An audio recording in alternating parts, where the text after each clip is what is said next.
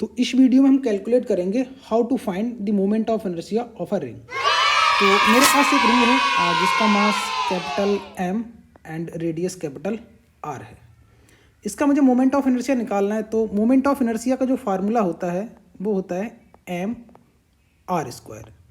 अगर कोई पार्टिकल जिसका मास m है और एक्सिस ऑफ रोटेशन से उसका डिस्टेंस कितना है r, पार्टिकल का मास m, तो उसका जो मोमेंट ऑफ इनर्शिया है वो होता है mr²।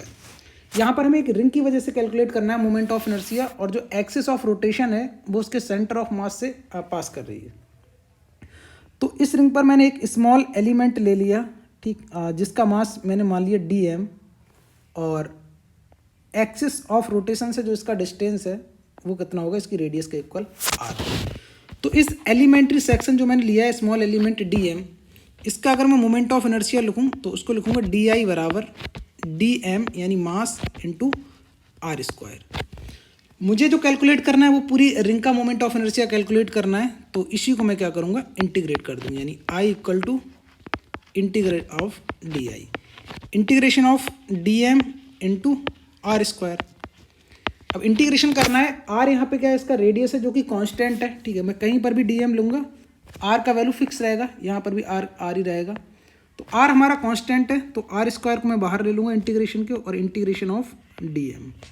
तो यहाँ से i इक्वल टू आ जाएगा r² मल्टीप्लाइड बाई dm। अब इंटीग्रेशन dm क्या होगा, इंटीग्रेशन का काम होता है सम करना। तो जितने भी इस पर स्मॉल एलिमेंट होंगे dm उन सबको जोड़ देगा, उन सबको ऐड करेंगे तो जो टोटल मास है हमारा वो कितना है, कैपिटल M, यानी इंटीग्रल ऑफ dm, इसकी जो वैल्यू होगी वो कैपिटल M, जो कि क्या है, मास ऑफ रिंग।